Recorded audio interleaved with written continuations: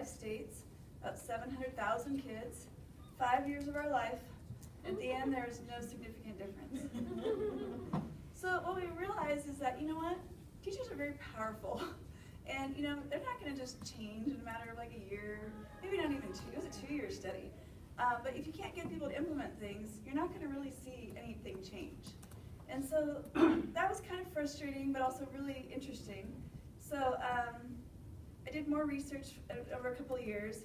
And then lately, I suddenly got connected a lot more with technology. Now, technology is not new for me. As a teacher, I use a lot of technology in my classroom. When I moved to I was in California originally for 10 years. I moved to Texas. In Texas, Texas Instruments is everywhere. So you don't teach math without a TI calculator there. And there's all sorts of, you know, technology like this we had probably earlier than a lot of the other states. Just seemed like very technology driven, which was nice for me to be able to experience that. So coming to Utah, I got a chance to get connected with the State Office of Education, Utah State Office of Education, and then also the STEM Action Center, which was just being developed because of this legislation about 2 years ago called HB 139. And the governor, you're probably very aware, wants 66.7% of everyone graduating with some sort of post-secondary degree. And he really believes that math is the barrier. And so this very first year, the funding went towards developing the STEM Action Center. Now STEM is more than math, but the first year the focus was on math. And so I had a chance to be a part of the evaluation. And so what that means is that it's kind of like program evaluation. We're going to see if putting technology into math kids' hands in their math classrooms is actually going to help compared to what normally teachers would have. So before I get into that, I actually want you to play one of the games, because what you may think of as math technology, probably what I thought of as math technology, is very different than some of the things that are around today. So if you have a computer, I'm not sure if it'll work on like a phone, but you can also share with someone if you don't have a computer. Go to www.mindresearch.org/play/.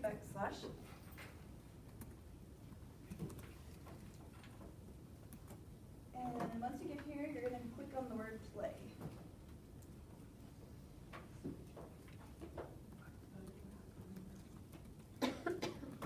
Kind of see down here their current stats. They're in 40 states, 800,000 students, 31,000 teachers, 2,500 schools.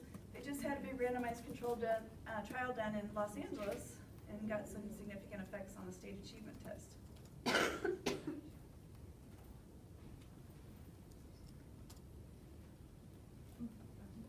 So if you're not hearing a lot, don't worry. There's very little sound in this game. Periodically you hear ding, like some like little noise. And also, if you're really lost, don't worry. This game has no directions. There's no words at all. It's completely visual spatial. I have seen this. Okay? So your goal is try to figure out what to do. So this is Gigi, the little penguin guy. Sarah, if you want sound up there, I can make it happen. Oh, it's very little sounds, like it's like very small. You guys can hear it on yours probably. Okay, so you just kind of have to move around and figure out, see if you can figure out what you're supposed to do.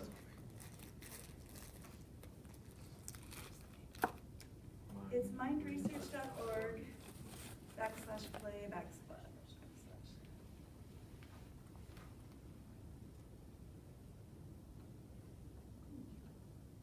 So you can go anywhere, do anything, just kind of get a feel for this game.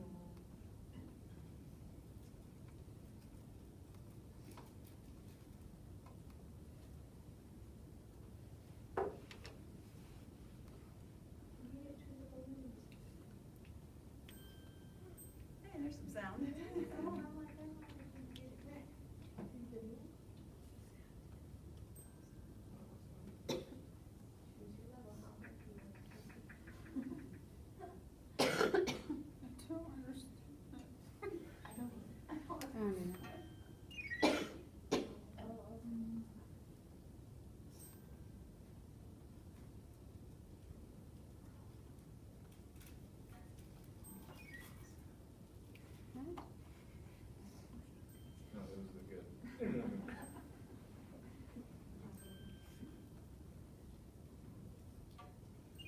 And try to also make mistakes so you can kind of see what happens when you make a mistake. That'll make you feel better. I passed level 1. See, I figured it out. Hear that? Oh.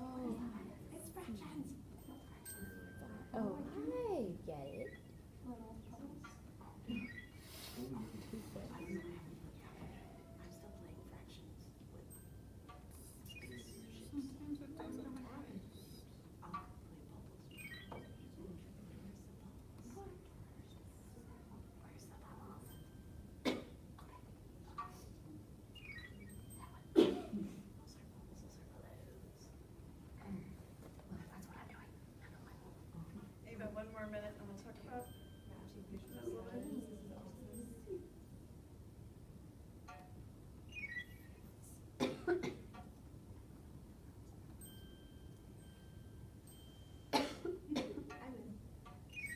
This is awesome. You've lost us now, Sarah. We're never coming back. I know, right? What's gonna happen? I picked it wrong. My spaceship's not gonna help. Uh-oh. He's probably got stuck.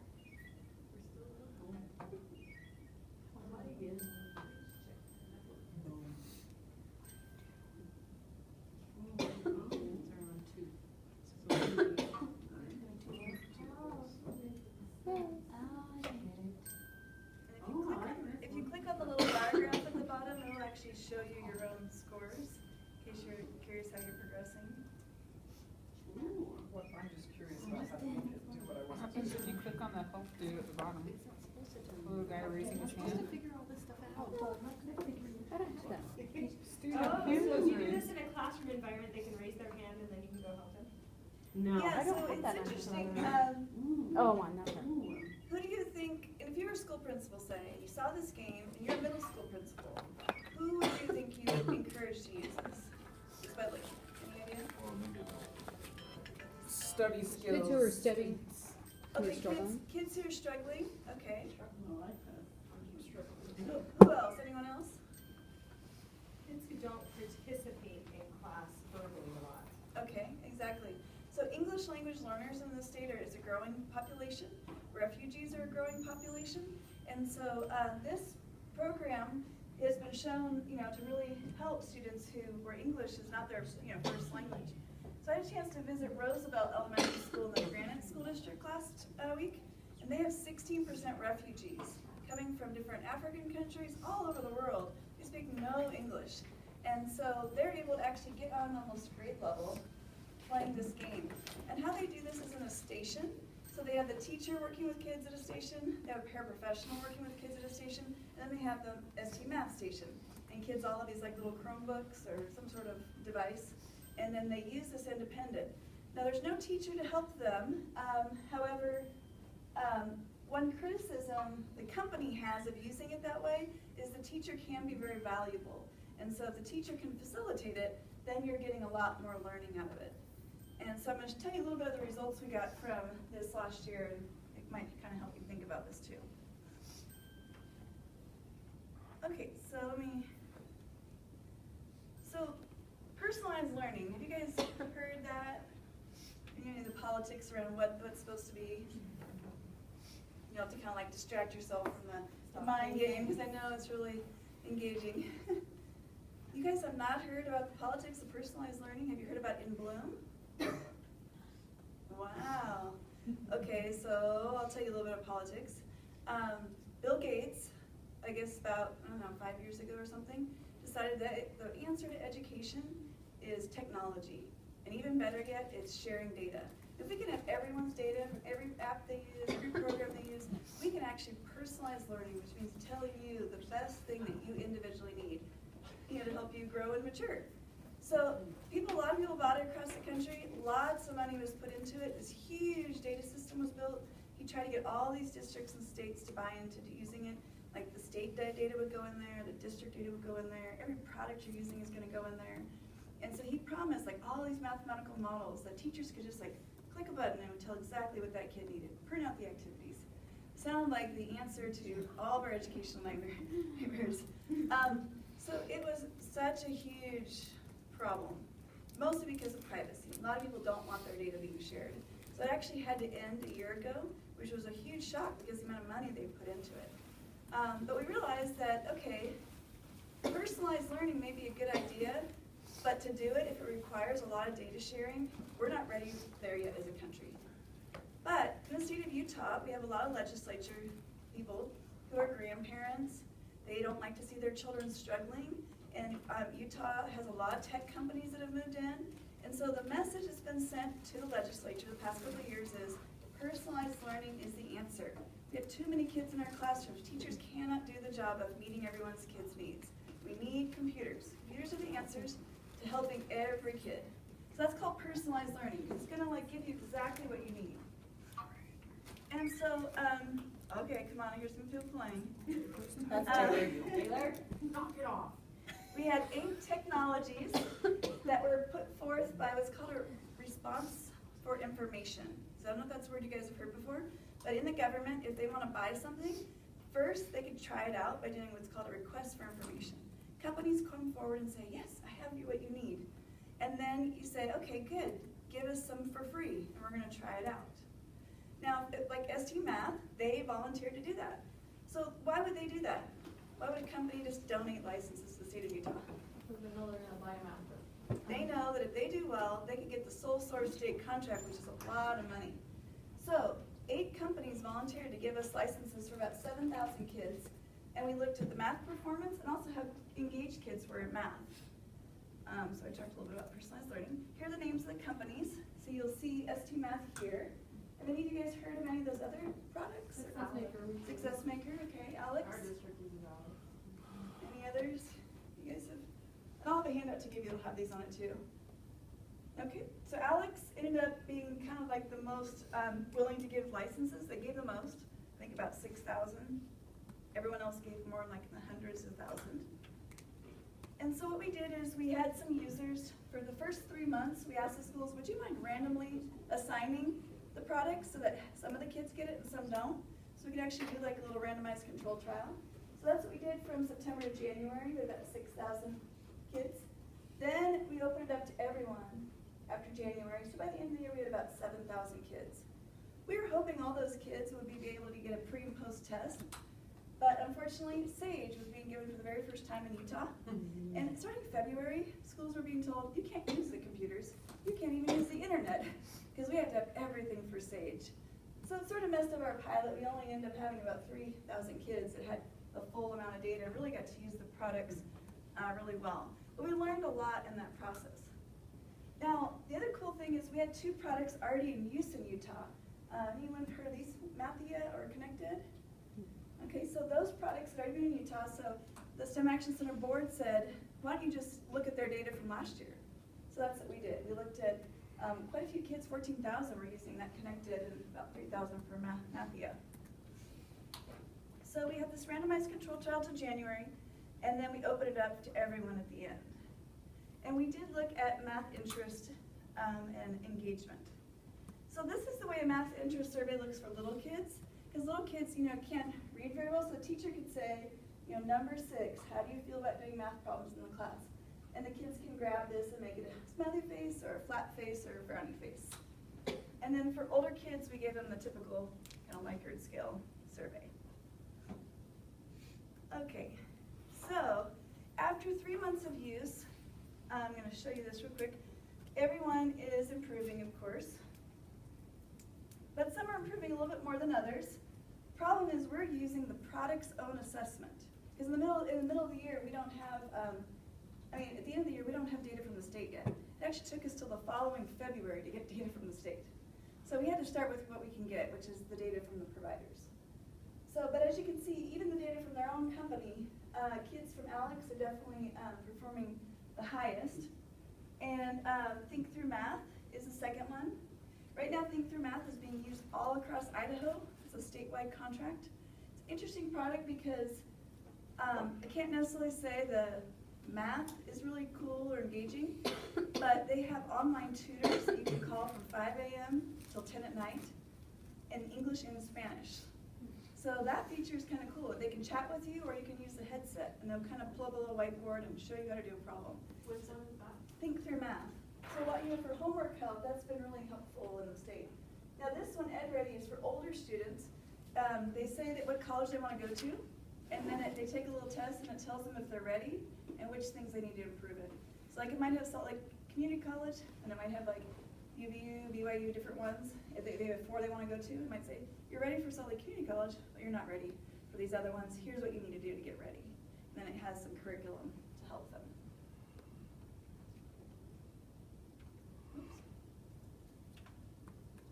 So for the 2 products already in use in Utah, 8th grade actually showed a significant positive difference. So that means right now we have evidence in our state, pretty large sample size, that those 2 products did do something for 8th graders using it, compared to similar students in the state that were not using products. So we found some really interesting things though with the math survey. How much kids value math from fall to spring actually decreased. Their own personal ability in math also decreased. But the good news is the difficulty of math decreased, which is good because that means they think math is easier. So hopefully, you know, these products may be helping them gain some confidence and skills in math. But we think that the reason they don't value math as much is, you know, if you had to sit in front of a computer and do these math programs a lot, how valuable is math? You know, it's not like seeing how math is used in the real world. So usually when we present these results, when we talk to the legislature about this, these products can only go so far in our state. Like until we get kids to want to do math and see how it's used in building and designing, you know, we need kind of like a little bit more complex answer to our situation right now. But the other concern we have is this ability issue.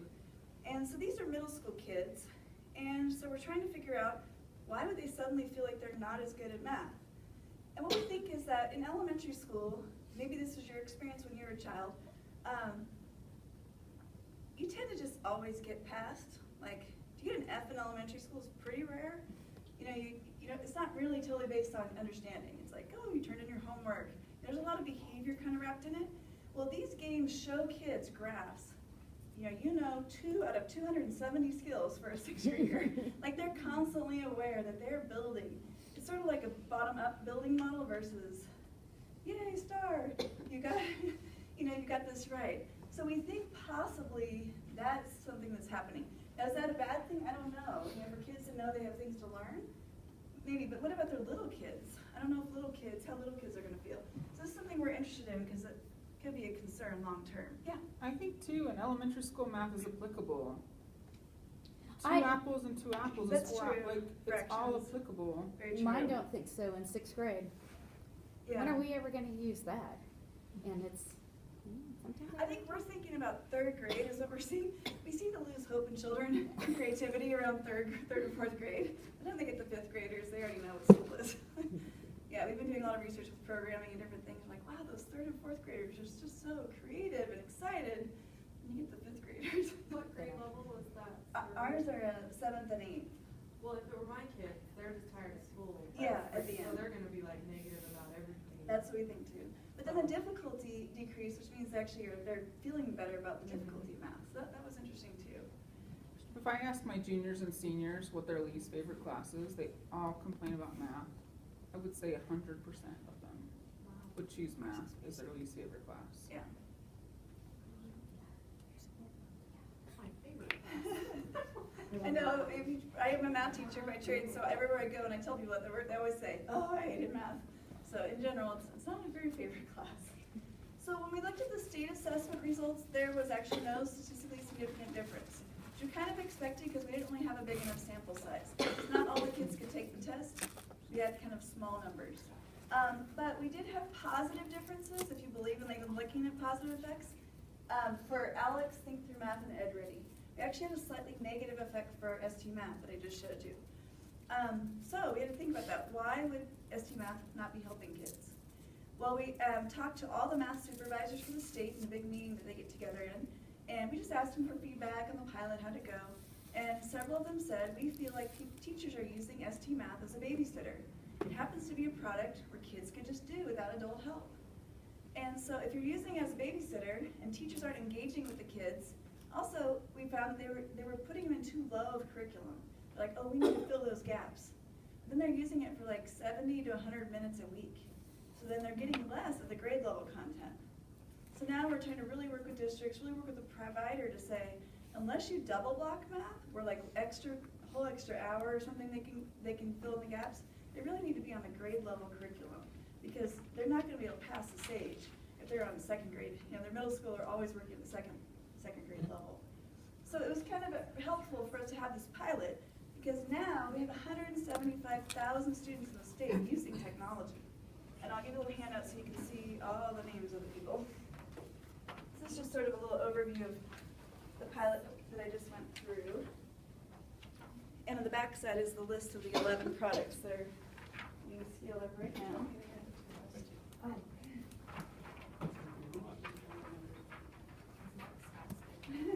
I copier, she's like, do you want just regular paper? I'm like, yeah, regular paper. And I'm like, this is not regular paper. Thank you. That's nice. So, now, if you look at the back when you get it, which product is being used the most right now in the state? Alex. Alex. So we think one possible bad side effect of this pilot is because Alex had such a big increase on that their own assessment. You know, people saw this because it was the only data we had in the beginning to share, you know, how it's going. A lot of them picked Alex, but we also had teachers everywhere sharing how much they loved Alex. We also had a KSL TV thing on Sunday night that is about this whole pilot, but it happened to be at a school where Alex was being shown on the computer. They never said the word Alex. But I really think somehow all of that has contributed to Alex pretty much swept. Because this could have been fair. Anyone could have done, basically based on interest, any product could have gotten, you know, a lot. But a lot of people picked Alex. But I was happy to see StMath got, I think right now we're actually at about 20,000. 17 being used, but 20,000 actually distributed. Think Through Math is quite high too. And then iReady is a product we did not pilot, but it's a new one that was put forth with this RFP. So it'll be really interesting this year to see with the state results, which will be out next February, how kids do with these products. And then they're going to get a whole nother year of using these products. Is this just 7th and 8th graders? Now it's K-12. So the pilot was 7th and 8th and 10th. 10th was EdReady. But we only had about 100 kids using EdReady in the pilot. So all of these products do K through 12 now? All of them except for EdReady is still a high school product. We only have about 225 kids using that. Okay. And some of the elementary schools that picked Alex for K2, it's too hard. So they stopped using it and they're going to ask for StMath next year because StMath has the lower turtle. Kids do like a turtle in the elementary school. There are other products that the state has or like districts have purchased that are not on here. What does ST stand for? Spatial temporal, some sort of neuroscience background that informs it. And then what happened is all the momentum of this, you know, cool things we want STEM in the state. The STEM Action Center was given 20 million more money, and so you can see at the bottom all these additional things that are going on. They're kind of technology related. We have two companies, School Improvement Network and then Scholastic and Teaching Channel, that have been given money to provide professional learning to teachers with a video platform. So there's like a little professional community on the internet, and then there's videos teachers watch, and the teacher can upload their own video. Principal could then videotape themselves giving feedback and then stick it in there. It's a really interesting technology video platform. So that actually is being given right now to 18,000 teachers in the state, and we're going to look at whether or not their instruction improves. Are any of you guys part of that, ladies? School Improvement Network, have you heard about them? Okay. Then in 7th and 8th grade CTE classes for middle school, Tech Ed, we have applied science equipment like robotics and all those kind of things.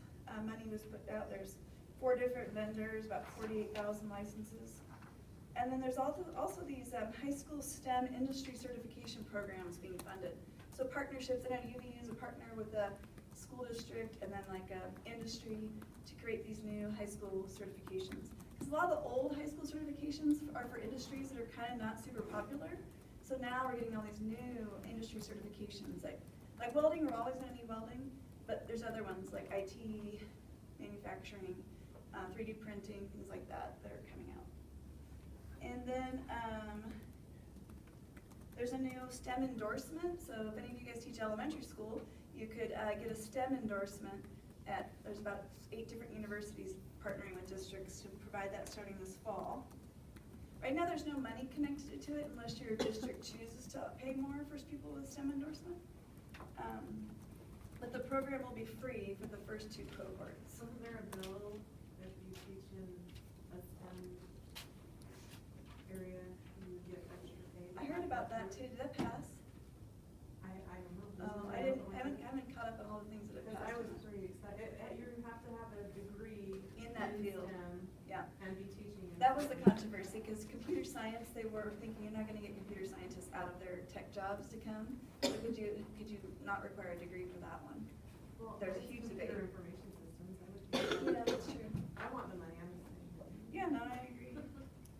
And then the last one, they do these little awards for camps, fairs, and competitions if kids want to participate in a camp or something that's funny. So I have a research lab called Active Learning Lab, and we're actually evaluating all of this, so it's huge, huge amount of work. But our lab is activelearninglab.org, and Taylor Martin, let's see, she is the director, and right now she's serving as the interim program officer at National Science Foundation, so she'll be there a year or two. And then I'm the associate director. We have about, we have about 8 or 9 different research assistants who work for us, and they help us on this project, and we've got also 3 different NSF grants that we're running, mostly focusing on programming. We try to get kids into early computer programming.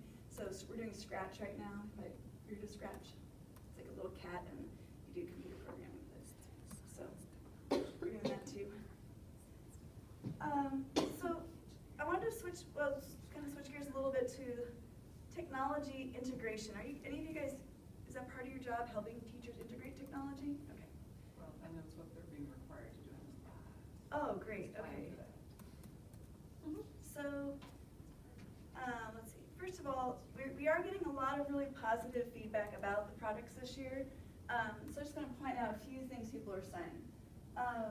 So StMath, definitely kids who can't read, that program is helping them. Filling in holes, students working independently at school or at home, you hear that a lot. And then also the reports that teachers can use to actually see how kids are doing. So I thought this would be great because I'm pretty technologically savvy. I know how to pull up like a little report and print it to Excel and like sort it and do different things. But I ended up going to a school and just interviewing some teachers. And I forgot that, we still have a lot of teachers who've been teaching for 30 or more years. And so we just had a really honest conversation of like, how are you feeling with all this technology you're getting? And so this one lady, she'd been teaching for 32 years, she says, when I had to take a technology course in my teaching program, it was the Ditto machine. Like that's what technology was. She's like, they just keep throwing all this new stuff at us and they never give us time to really learn it. So she talked about like professional development from the district is one person with a computer, a whole room of teachers without computers, watching the person demo. And like that's supposed to help them go back into their class and do something. And then there's a teacher there half day, a kindergarten teacher, who helps them half of the day. But it was funny, she's a younger person and kind of seeing the struggle between, they don't really want her to teach them, they really just want her to do it. Like, it's too hard for them to learn. And so they're just really honest about that. But it was also cute hearing what level of support they need. So this one teacher has a parent who's a really tech-savvy parent come in and help her. She was raving about what she did, and I couldn't figure out what is this parent doing. Finally, I figured out. She helped her create folders on her desktop. Because I guess she had icons everywhere, and like, she didn't have any organization. She couldn't find anything. She just was like, so amazing that there's folders you can put on a computer. And then another teacher, it was an email group. When you email your parents. For like years, she's just been hand entering every single parent into her email. And so I said, wow. And I also had them write down all the different technology they have available or being asked to use at their school. It was like 15 different things. So this was good for me because here I am working with the state trying to do this initiative. And I think the board and the legislature is really clueless about the people they're now putting in the hands of these, a lot of money. And so we are seeing usage rise, but still, I think, pretty lower usage. Like last year, we had 20 to 30 minutes a week. And 20 to 30 minutes a week, you're probably not going to see a big effect on outcomes. And so, I think what I've been trying to push more and more is we really need money for technology specialists at the campuses. Because we're like right here, and you're trying to get us up here, and there's no support to get up there. So that's part of my voice there is, by getting this data, by showing it to the board, hopefully, future legislation, like they would consider before you throw millions into a particular district, throw some money in for an implementation specialist. And we were able to do that with this professional development one, the Granite School District and the Davis School District, because they bought so many, requested so many licenses, we were able to fund a full-time implementation specialist to really help them, use the technology. One for the district? The whole district, Wow. unfortunately, one, yes. But that way they can interface with the product provider. They can then figure out the best way to roll it out to the schools. But it took I got a call at like 7 o'clock at night. Do you mind talking to Representative Val Peterson and, Senator so-and-so? And I'm like, okay. Because they wanted me to say, yes, we need this. Because they don't, the senators and representatives don't listen to the STEM Action Center because they're not necessarily educators or professors. I mean, some of them are, but. So they needed my voice to say, yes, this will fail. You'll be wasting your money if you don't put these jobs there. So it worked for that one because they know professional development is important. But I think they believe with personalized learning, you just sit the kid in front of the computer and it'll work. So that's something I keep working with them on that's not working. Let's skip by this. Let's see.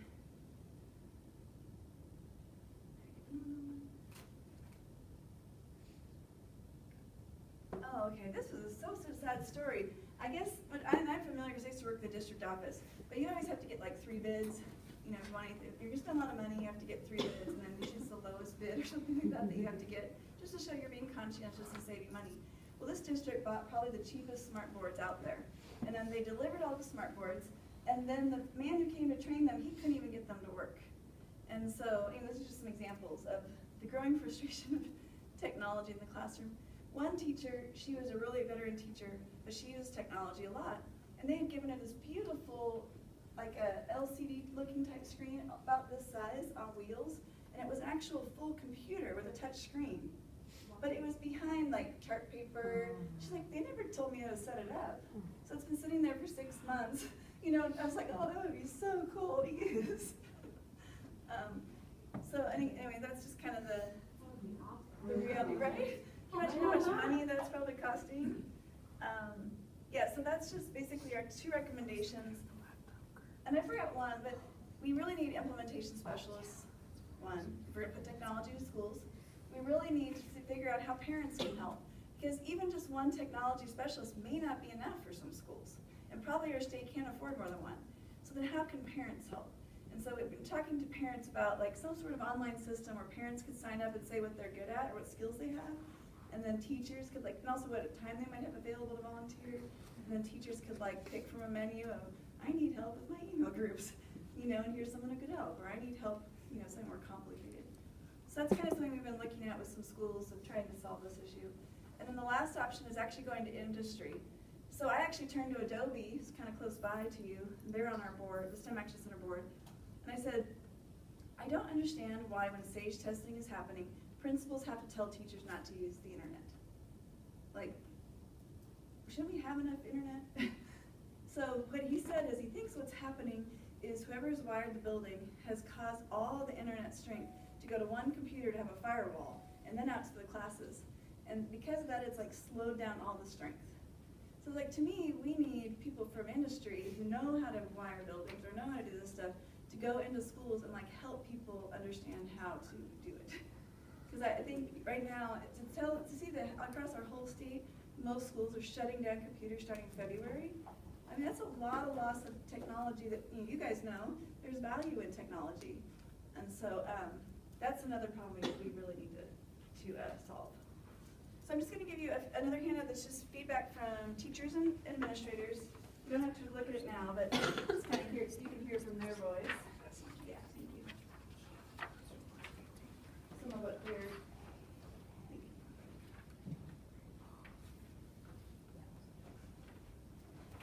Then we'll switch gears. Okay, grant writing is what you guys are interested in. So has anyone written a grant first? I heard someone gotten a grant. Did you get the grant? Someone got a grant from the STEM Action Center. Oh, you did. Congratulations. And what project did you do? The Sphero. Okay. Very cool. So when I was a teacher, my first grant was for about $12,000, and I wrote it to a family foundation. And if you guys have heard of family foundations, they're usually rich people who died, and if they have children, their children manage money, and they want to manage part of it to give as donations. Sometimes they don't have any children, so they actually hire people to be like a program officer or something, but they manage that. So honestly, family foundations are a really great source if you're looking at below $50,000, because if you can figure out in your community, especially starting, who in this area have family foundations, and especially any who are really trying to help change things for kids, and that's a good place to start. Then start going larger, all of Utah. There are also family